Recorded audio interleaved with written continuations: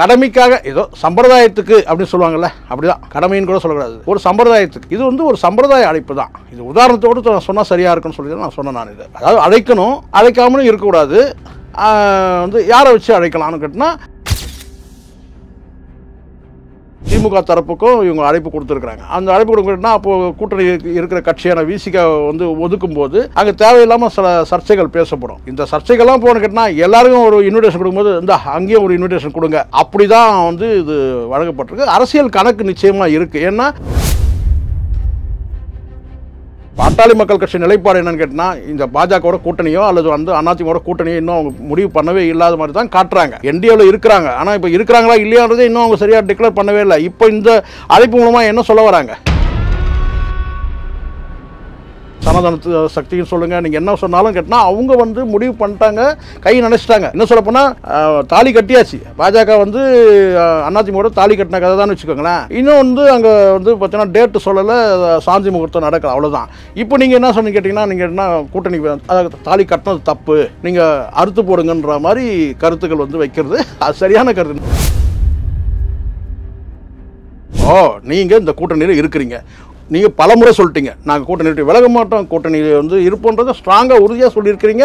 அதுக்காக ஆதவர்ஜனாவை நீங்கள் தியாகம் பண்ணீங்க, அதெல்லாம் ரைட். ஆனால் அதுக்கு பிறகு என்ன, எதிரணி எப்படி போனால் உங்களுக்கு என்ன? எதிரணியில் நீங்கள் ஏன் போய் அதை கருத்து சொல்கிறீங்க? அப்போ நீங்கள் எதிர்பார்க்குறீங்களா?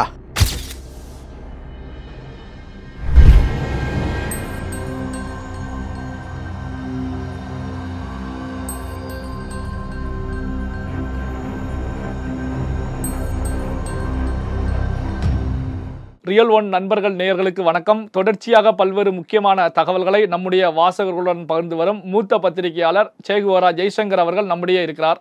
வணக்கம் சார். வணக்கம் சார். வணக்கம். இப்போ தமிழ்நாட்டு அரசியல்ல எதிரும் புதிருமாக இருக்கக்கூடிய ரெண்டு கட்சிகளை பொறுத்த வரைக்கும் அவர்களுடைய செயல்பாடு தான் இப்போ பேசுபொருளா இருந்துட்டு இருக்கு. காரணம் என்ன அப்படின்னா, பாமக விசிக ரெண்டு கட்சிகளுமே எதிரும் புதிருமா தான் அரசியல் செய்துட்டு இருக்காங்க. திருமாவளவன் அவர்கள் கூட என்ன தெரிவிச்சாங்க அப்படின்னா, பாமக பாஜக இடம்பெறக்கூடிய கூட்டணியில விசிக இடம்பெறாது அப்படின்னு சொல்லி துண்டு போட்டு தாண்டாத குறையாக அழுத்த திருத்தமாக தெரிவிச்சாங்க. இப்போ பாத்தீங்கன்னா பாமகவுடைய சித்திரை முழு நிலவு மாநாடு சாதி சங்க தலைவர்கள், அரசியல் கட்சி தலைவர்களுக்கு எல்லாமே அழைப்பு விடுத்துக்கிட்டு இருக்காங்க. இப்படியான சூழ்நிலையில் தான் விடுதலை சிறுத்தைகள் கட்சி தலைவர் திருமாவளவன் அவர்களுக்கு அரக்கோணத்தில் வச்சு ராணிப்பேட்டை கிழக்கு மாவட்ட பாமக செயலாளர் சரவணன் அவர்கள் அழைப்பு விடுத்திருக்காங்க. அதாவது ஒரு தட்டு நிறைய பழங்கள், அதே நேரத்தில் திருமாவளவன் அவர்களுக்கு மாலை அணிவித்து பொன்னாடை போர்த்தி இந்த அழைப்பு விடுக்கப்பட்டிருக்கிறது. இதை எப்படி பார்க்குறீங்க? இதுக்கு ஒரு சின்ன ஒரு உதாரணம் முதல்ல உதாரணத்துலேருந்து ஆரம்பிக்கிறேன். அமைதிப்படை வந்து இலங்கையில் வந்து யுத்தத்துக்கு பிறகு விட்ரா பண்ணிக்கிறாங்க. அவங்க வந்து அமைதிப்படை திரும்பும்போது அங்கே வந்து அவங்கள வரவேற்கிற அந்த அமைதிப்படையை வரவேற்கணும் இல்லையா, இங்கே வரும்போது ஏர்போர்ட்டில் போய் வரவேற்கிற அந்த நிகழ்ச்சியில் வந்து கலைஞர் போகாமல் கேட்டால் அந்த அமைச்சரவையில் இருக்கிற ஒரு இளைய அமைச்சரை மட்டும் அனுப்பி வரவேற்பு கொடுத்தாரு. அதேமாதிரி மாற்று கருத்து உள்ள டெல்லியில் இருக்கிற தலைவர்கள் யாராவது வந்தாங்கன்னு வச்சுக்கோங்களேன், நேரடியாக வந்து கலைஞர் போக மாட்டார்.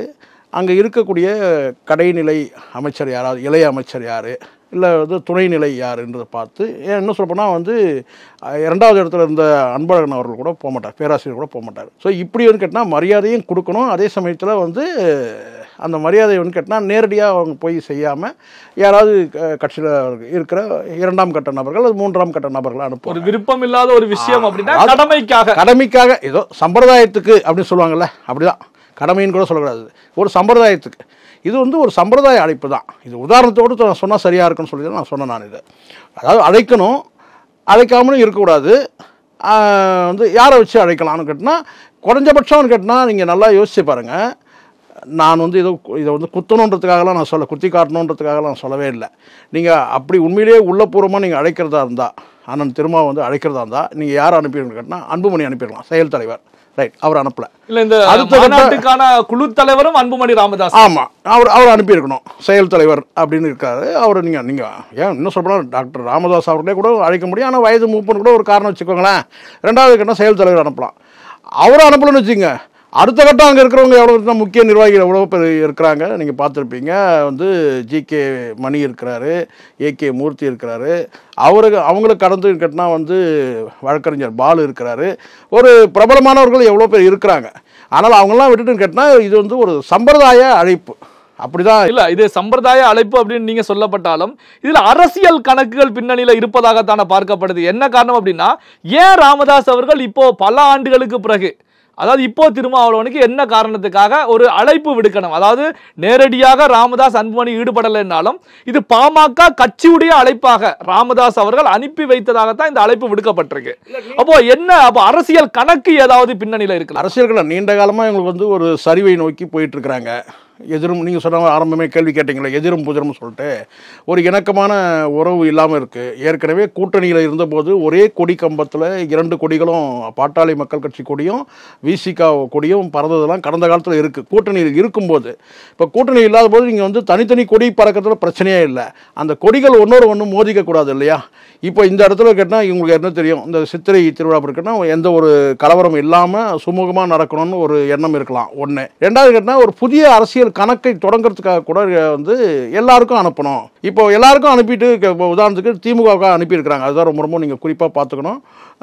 திமுக தரப்புக்கும் இவங்க அழைப்பு கொடுத்துருக்குறாங்க. அந்த அழைப்பு கொடுக்குறதுனா அப்போது கூட்டணி இருக்கிற கட்சியான விசிகா வந்து ஒதுக்கும் போது அங்கே தேவையில்லாமல் சில சர்ச்சைகள் பேசப்படும். இந்த சர்ச்சைகள்லாம் போன கேட்டால் எல்லாருக்கும் ஒரு இன்விடேஷன் கொடுக்கும்போது இந்த அங்கேயும் ஒரு இன்விடேஷன் கொடுங்க, அப்படி தான் வந்து இது வழங்கப்பட்டிருக்கு. அரசியல் கணக்கு நிச்சயமாக இருக்குது. ஏன்னா அந்த மாற்றம் எதனாலும் கேட்டால் பல தோல்விகளை கடந்த பிறகு பாட்டாளி மக்கள் கட்சிக்கு ஒரு ஞானம் பிறந்திருக்குன்னு வேணால் நம்ம எடுத்துக்க முடியும்.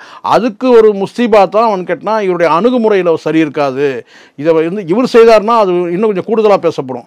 இப்போ தலைவராக இருக்கிறது கேட்டால் பெரிய டாக்டர் ஐயா இருக்கிறார், பெரியவர் இருக்கிறாரு. இப்போ இதே ஒரு சின்னவர் செய்தார், சின்னவர்னா சின்ன ஐயா செஞ்சாருனாக்கா அது விமர்சிக்கப்படும்.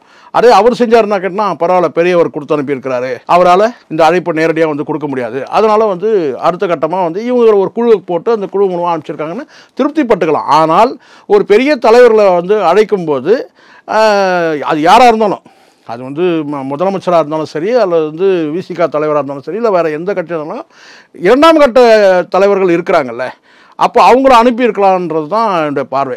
இல்லை, அதாவது கடந்த ஒரு சில வாரங்களாகவே பாமகவை பொறுத்த வரைக்கும் திமுக கூட்டணியில் இடம்பெறுவதற்கான முயற்சியில் ஈடுபட்டுக்கிட்டு இருக்காங்க. இந்த அடிப்படையில் தான் அப்பாவுக்கும் மகனுக்கும் இடையில மோதல் போக்கு நடந்துகிட்டு இருக்கு அப்படின்னு செய்திகள் வெளியாகிட்டு இருக்கு. அது மோதல் போக்கு கிடையாது, அது ஒரு நாடகம், அது நாடகம் தான். அது மோதல் போக்கெல்லாம் கிடையவே கிடையாது. அது சும்மா அது வந்து இப்போ எல்லா இந்த கட்சிகள் எல்லாமே கூட்டணி கட்சிகளாக இருக்கட்டும், திமுகவில் இருக்கிற கூட்டணி கட்சிகளாக இருக்கட்டும், அல்லது வந்து எல்லாமே ஒரு அதிருப்தியில் இருக்கிற மாதிரி ஒரு சீன் காட்டுறதுக்கு காரணமே என்னென்னா, கூட்டணி வந்து எதிரணியில் வந்து ரொம்ப வேகமாக முடிஞ்சிருச்சு.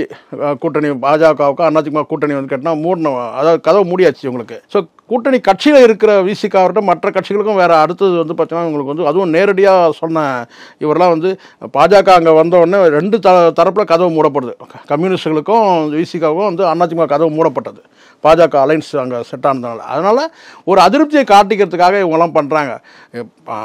பாட்டாளி மக்கள் கட்சி நிலைப்பாடு என்னன்னு கேட்டால், இந்த பாஜகவோட கூட்டணியோ அல்லது வந்து அதிமுக கூட்டணியோ இன்னும் அவங்க முடிவு பண்ணவே இல்லாத மாதிரி தான் காட்டுறாங்க. என்டிஏவில் இருக்கிறாங்க, ஆனால் இப்போ இருக்கிறாங்களா இல்லையான்றதே இன்னும் அவங்க சரியாக டிக்ளேர் பண்ணவே இல்லை. இப்போ இந்த அழைப்பு மூலமாக என்ன சொல்ல வராங்க? இந்த அழைப்பு மூலமாக கேட்டால் இந்த சித்திரை திருவிழாவுக்கு வந்து இந்த பாட்டாளி மக்கள் கட்சி மாநாட்டுக்கு வந்து அழைப்பின் மூலமாக என்ன சொல்கிறான்னு கேட்டால், நாங்கள் யாருக்கிட்டையும் போகலை, நாங்கள் வந்து நியூட்ரலாக இருக்கிறோம் அப்படின்றது தான் சொல்ல வராங்க. யாருக்கு சொல்ல வராங்க? 2 தரப்புக்கும் சொல்ல வராங்க. அதிமுகவும் சொல்ல வராங்க, திமுகவும் சொல்ல வராங்க. அதோடைய அடிப்படையாக வந்து கருத்து நேருக்கு நேர் நீங்கள் சொன்ன எதிர்ப்புதில் இருக்கக்கூடிய வந்து விசிகா தலைவருக்கும் அழைப்பு அனுப்புகிற நோக்கமே என்னன்னு கேட்டிங்கன்னா, நாங்கள் வந்து பாருங்கள் எல்லாரும் எங்களுக்கு வந்து பார்த்தீங்கன்னா நாங்கள் அழைப்பு கொடுத்துருக்குறோம் மாநாட்டுக்கு, நாங்கள் சார்பு நிலையில் இல்லை, என்டிஏவில் இல்லைன்றதை ரொம்ப நேரடியாக சொல்ல முடியல, மறைமுகமாக சொல்கிறாங்க, அவ்வளோதான். அப்படிதான் நம்ம இதை எடுத்துக்கணும். இல்லை, இப்போ நான் என்ன பார்க்குறேன் அப்படின்னா, கடந்த காலத்தை போல ஒரு வரலாற்று மாற்றம், அதாவது வரலாற்று புரட்சி அப்படிங்கிற நிலையில் திமுகவிலேயே விடுதலை சிறுத்தைகள் கட்சி இருக்கும் போதே பாமக ஒரு கூட்டணியை வைக்கலாம் அப்படிங்கிற நிலையில தான் இது போன்ற ஒரு அழைப்பு விடுக்கப்பட்டிருக்குமா? இப்போ ஏற்கனவே வந்து அண்ணன் திரும்ப சொல்லியிருக்கிறாரு, பாஜக வந்து கூட்டணி இவர் இந்த கூட்டணியில் இருந்துக்கிட்டு, திமுக கூட்டணியில் இருந்துக்கிட்டு அதிமுக கூட்டணியில் பாஜக வந்து சேர்க்கக்கூடாதுன்னு பகிரங்கமாக வெளிப்படையாக பேசினார் அண்ணன் திருமா. இப்போ அதே குரலை கூட மீண்டும் கூட வந்து அதே துணியில் தான் பேசுகிறார். இப்போ என்னன்னு கேட்டால், பாஜகவை வந்து அங்கே வந்து சேர்த்துருக்கக்கூடாதுன்ற மாதிரி பேசுகிறார். பொதுவாக ஒரு அரசியல் கட்சி ஏற்கனவே அண்ணன் திரும்ப சொல்லுவார், இருக்கிற கூட்டணியில் இருந்துக்கிட்டே நான் வந்து ஜனநாயகத்தை நான் வந்து பேசுகிறேன், இல்லை உரிமைகளை பேசுகிறேன், அதுக்கும் ஒரு துணிச்சல் வேணும், இருக்கிற கூட்டணியில் இருந்துக்கிட்டே பேசுகிறது தான் ரொம்ப கஷ்டம்லாம் பேசியிருக்கிறாரு. ஆனால் அதே சமயத்தில் ஒரு கூட்டணியில் இருந்துக்கிட்டு இன்னொரு கூட்டணியில் வந்து நீங்கள் இவரை சேர்க்காதீங்க அவரை சேர்க்காதீங்கன்னு சொல்லிக்கிட்டால் அரசியல் அந்த அளவுக்கு அரசியல் பண்பான்னு எனக்கு தெரியல. ஒரு கூட்டணியில் நீங்கள் இருக்கிறீங்க, அந்த கூட்டணியிலேருந்து நீங்கள் விலகி வராமல் அந்த கூட்டணியில் இருந்துக்கிட்டு எதிர் கூட்டணியில் வந்து கேட்டால் நீங்கள் யாரை சேர்க்கணும் யாரை சேர்க்கக்கூடாதுன்னு சொல்கிறதுன்றது வந்து கேட்டிங்கன்னா அது சரியான அரசியல் நடவடிக்கை இல்லை. ஆனால் அப்படி வந்து இவர் வந்து பேசிகிட்டு இருக்கிறார் தொடர்ந்து. அங்கே கிட்டத்தட்ட வந்து நேரடியாக அப்படி சொன்னால் புரியும். அவங்க வந்து பாஜகவோட வந்து கூட்டணி போறதுக்கு தயாராகிட்டாங்க. அவங்க அதை மதவாத அனௌன்ஸ் பண்ணிட்டாங்க சார். நீங்கள் மதவாத சக்தியும் சொல்லுங்கள், சனாதன சக்தியும் சொல்லுங்கள், நீங்கள் என்ன சொன்னாலும் கேட்டால் அவங்க வந்து முடிவு பண்ணிட்டாங்க, கை நினைச்சிட்டாங்க. இன்னும் சொல்லப்போனால் தாலி கட்டியாச்சு. பாஜக வந்து அதிமுக தாலி கட்டின கதை தான் வச்சுக்கோங்களேன். இன்னும் வந்து அங்கே வந்து பார்த்தீங்கன்னா டேட்டு சொல்லலை, சாந்தி முகூர்த்தம் நடக்கல, அவ்வளோதான். இப்போ நீங்கள் என்ன சொன்னீங்க கேட்டிங்கன்னா, நீங்கள் என்ன கூட்டணி தாலி கட்டினது தப்பு, நீங்கள் அறுத்து போடுங்கன்ற மாதிரி கருத்துக்கள் வந்து வைக்கிறது அது சரியான கருத்து. நான் உதாரணத்து தான் நான் சொல்கிறேன், அது சரியான கருத்து இல்லை. நீங்கள் வந்து அங்கே பார்த்தீங்கன்னா அவங்களோட சேர்ந்து கூட்டணிக்கு போய் அவங்களோட வந்து ஐக்கியமாக முடியுமா? நீங்க அங்க இல்ல அதான் திருமாவளவன் என்ன சொல்ல வர்றாரு, நீங்க பாஜக கூட வந்து அதிமுக கூட்டணி வைக்காதீங்க, மறு பரிசீலனை செய்யுங்க அப்படின்னா அப்ப நான் கூட்டணிக்கு வர்றேன், நம்ம ஒரு அலைன்ஸ் உருவாக்குறோம். அதுதான் சார் தெளிவற்ற நிலை சார். அண்ணன் இந்த இடத்துல தடுமாறுறத நான் பார்க்குறேன். இப்போ நீங்க இந்த கூட்டணியில் இருக்கிறீங்க, நீங்கள் பலமுறை சொல்லிட்டீங்க நாங்கள் கூட்டணி விலக மாட்டோம், கூட்டணியில் வந்து இருப்போன்றதை ஸ்ட்ராங்காக உறுதியாக சொல்லியிருக்கிறீங்க. அதுக்காக ஆதவர்ஜனாவை நீங்கள் தியாகம் பண்ணீங்க, அதெல்லாம் ரைட். ஆனால் அதுக்கு பிறகு என்ன எதிரணி எப்படி போனால் உங்களுக்கு என்ன? எதிரணியில் நீங்கள் ஏன் போய் அது கருத்து சொல்கிறீங்க? அப்போ நீங்கள் எதிர்பார்க்குறீங்களா? அப்போ வந்து அங்கே பாஜக சேராமல் இருந்ததுன்னா நாங்கள் வந்து அதிமுகவோட நாங்கள் வந்து அணி மாறுவோம்னு சொல்லிட்டு திமுகவை வந்து பார்த்தீங்கன்னா வந்து மிரட்டவோ அல்லது வந்து அவங்கள சீட்டு எண்ணிக்கைக்கு பணிய வைக்கவோ முயற்சி பண்ணுறீங்களான்னு ஒரு கேள்வி வருது. இல்லை, உங்களுக்கு உங்கள் கூட்டணியில் நீங்கள் தெளிவாக இருக்கிறீங்க, ஸ்ட்ராங்காக உறுதியாக இருக்கிறீங்கன்னா எதிரணி எப்படி அமைஞ்சால் உங்களுக்கு என்ன? அதை எதுக்கு வந்து கேட்டால் நீங்கள் பாஜக வந்து சேர்க்கறதுன்னு கேட்டால் ரொம்ப தடுமாறுறதை நான் பார்க்குறேன். அண்ணன் வந்து தெளிவாக இருக்கக்கூடிய அரசியல் தலைவர்களில் அண்ணன் திரும்ப வந்து தெளிவான நடவடிக்கை இருந்தது கடந்த காலத்தில். நீங்களே பார்த்துருப்பீங்க. இப்போ அவருடைய ஸ்டேட்மெண்ட்டில் பார்த்தீங்கன்னா ஒரு குறிப்பிட்ட ஒரு சில வார்த்தை பிரயோகம் பார்த்தீங்கன்னா நாங்கள் வந்து எல்லா கதையும் திறந்து வச்சுட்டு எல்லாருக்கிட்டையும் நாங்கள் பேரம் பேசுகிறவங்க இல்லைன்றதெல்லாம் பேசுகிறாரு. அப்படிப்பட்ட நபர் நீங்கள் திமுகவில் நீங்கள் உறுதியான கூட்டணியில் இருக்கிறீங்கன்னா எதிரணி எக்கேடு கட்டால் என்ன? இல்லை அதான் இப்போ திருமாவளவன் அவர்களை பொறுத்த வரைக்கும் நீங்கள் சொன்னது போல தான். அதாவது வந்து நாங்கள் பல கட்சிகள் கூட கிடையாது, சில கட்சிகளை பொறுத்த வரைக்கும் ஒரே நேரத்தில் கதவுகளை பல திசைகளில் திறந்து பாமக தான் சொல்கிறார், வேற யாரும் சொல்கிறாரு? நேரடியாக சொல்ல எப்பவுமே நேரடியாக பேசி பழகினவருக்கு ஏன் இப்படி பேசுகிறாருன்னு புரியல. முதல்ல ஒரு விஷயம் சார், அண்ணனுடைய ஸ்டேட்மெண்ட் ஃபுல்லாக நான் பார்த்தேன். முகம் வந்து அவருக்கு வந்து ஒரு இறுக்கமாக இருக்குது. ஒருவேளை உடல்நிலை சரியில்லையா இல்லை மனநிலை சரியில்லையான்னு தெரியல. நீங்கள் பாருங்கள், மன அழுத்தம் இருக்கான்னு தெரியல, ஒரு ப்ரெஷரில் பேசுகிற மாதிரி தான் இருக்குது. ரொம்ப இறுக்கமாக இருக்குது முகம், அப்படிலாம் இருக்கவே இருக்காது அவருக்கு. அல்ல அதுதான் கேட்கறதுக்கு நான் வந்து அடுத்த கொஸ்டின் தான். ஓகே சார், இப்போ என்ன அப்படின்னா வந்து இப்போ தமிழிசை சவுந்தரராஜன் கூட அங்கே என்ன தெரிவிக்கிறாங்க அப்படின்னா திருமாவளவன் வந்து ஒரு அழுத்தத்தில் இருந்துகிட்டு இருக்காரு. முகம் அப்படிதான் இருக்கு. திருமாவளவனுக்கு கட்சிக்காரங்களே சொல்லுவாங்க, சகோதரியா நான் தெரிவிக்கிறேன், அதிக அழுத்தம் கூடாது அப்படின்னு தெரிவிக்கிறாங்க. அவங்க என்ன நோக்கத்தில் சொல்கிறாங்கன்றது நமக்கு தெரியாது. ஆனால் வந்து அவங்க கிண்டல் தோணியில் சொன்னாங்களான்னு பார்த்தா அப்படி இல்லை. அவங்க சொல்கிறது நார்மலாக ஒரு டாக்டராக சொல்கிற மாதிரி தான் இருக்குது. ஆனால் நானும் கூட நான் சொன்ன கேட்டேன்னா எப்போவுமே அண்ணன் திருமாவுக்கு வந்து பார்த்திங்கன்னா வந்து லைவில் வந்தார்னா அப்படியான முகம் இருக்கும், தெளிவாக இருக்கும் முகம், பேச்சுக்களும் தெளிவாக இருக்கும். யாரை என்ன சொல்கிறார் தெளிவாக சொல்லிடுவார். அங்கே சொல்லக்கூடிய கேட்டால் பாட்டாளி மக்கள் கட்சி தான் சொல்கிறாரு. எல்லா கட்சிக்கிட்டும் பேரம் பேசுகிறவங்கன்றது கேட்டிங்கன்னா வந்து பாட்டாளி மக்கள் கட்சி தான் அவர் சொல்ல வராருன்னு தெரிய வருது. ஆனால் இந்த வீடியோ அவர் எப்போ எடுத்தார், இந்த அழைப்பதற்கு முன்னாடி எடுத்தாரா பின்னாடி எடுத்தாரான்னு தெரியல ஒன்று. ஆனால் சுற்றி மொத்தமாக ஒரு கால்குலேஷன், ஒரு தீர்மானத்துக்கு நம்ம ஒரு கன்க்ளூஷன் வந்து நம்ம வர முடியுது. எப்படின்னு கேட்டிங்கன்னா பாட்டாளி மக்கள் கட்சி ஒரு ஸ்டெப்பு வந்து பார்த்தீங்கன்னா டிஎம்கேவோட அலைன்ஸுக்காக ஒரு ஸ்டெப்பு எடுத்து வைக்கிற மாதிரி தெரியுது. இதை இப்போ மொத்தமாக நம்ம பார்க்கும்போது அண்ணன் திரும்ப பேசுனதும் சரி, திமுக தரப்பில் சில பேர் பேசக்கூடிய அந்த வார்த்தைகள் இருக்குது இல்லையா, சீட்டு பேரம்ன்றது வந்து அமைச்சர்கள் பேசுகிறாங்கல்ல, சீட்டு பேரங்கள் நம்ம வந்து பெரிய அளவில் இவங்க நடத்த முடியாது அப்படின்னு சொல்கிறாங்க இல்லையா, அந்த மாதிரி பேச்சுக்கள், இந்த சைடில் பாட்டாளி மக்கள் கட்சியோட அணுகுமுறை, இங்கே கூட்டணியில் வந்து பார்த்தீங்கன்னா வந்து எடப்பாடியோட பிஜேபி அலைன்ஸ் சேர்ந்து, இது எல்லாத்தையும் மொத்தமாக ஒரு கன்க்ளூஷன் கேட்டினா ஒரே ஒரு ஸ்டெப்பு வந்து கேட்டினா டிஎம்கே அலைன்ஸுக்கு வந்து இவங்க எடுத்து வைக்கிற மாதிரி தெரியுது. அதுக்காகவே நடத்தப்பட்ட ஒரு நாடகம் தான். ஏன்னா கடந்த காலத்தில் வந்து அன்புமணி வந்து அதிகமாக விமர்சனம் பண்ணதுன்னு கேட்டிங்கன்னா வந்து முதலமைச்சர் விமர்சனம் பண்ணியிருக்கிறாரு. அதெல்லாம் வந்து அதுக்காக கூட வந்து ஒரு நாடகம் நடத்தி அப்பா மகனுக்குள்ளே சண்டை ஏற்படுற மாதிரி ஒரு நாடகம் நடத்தி, ஏன்னா அன்புமணி தரப்பில் எந்த ரியாக்ஷனும் இல்லையே, அக்செப்ட் பண்ணிட்டார், செயல் தலைவர்னா அதை அக்செப்ட் பண்ணிட்டார், அவ்வளோதான் முடிஞ்சிச்சு, அந்த பிரச்சனையே இல்லை. இப்போ அடுத்தது வந்து மாநாட்டுக்கு தயாராகிறாங்க. அப்படி இருக்கும்போது கேட்டினா டிஎம்கே நோக்கி வந்து பாட்டாளி மக்கள் கட்சி நகர்ற மாதிரி தெரியுது. பல்வேறு முக்கியமான தகவல்களை நம்முடன் பகிர்ந்து கொண்டதற்கு நன்றி சார். நன்றி சார்.